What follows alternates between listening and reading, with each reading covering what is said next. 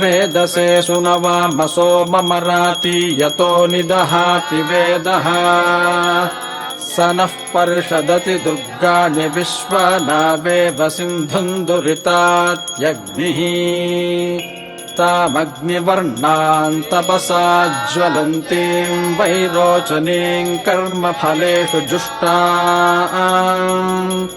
दुर्गाम् देवीगुम् शरणमहम् प्रपद्ये सुतरसि तरसे नमः अग्ने त्वम् पारयानव्यो अस्मान् स्वस्तिभिरति दुर्गाणि विश्वा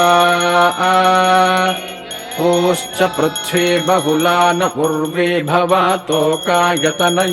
संयोः विश्वानि नो दुर्गः जातवेदः सिन्धुन्न नावा दुरितातिपर्षी अग्ने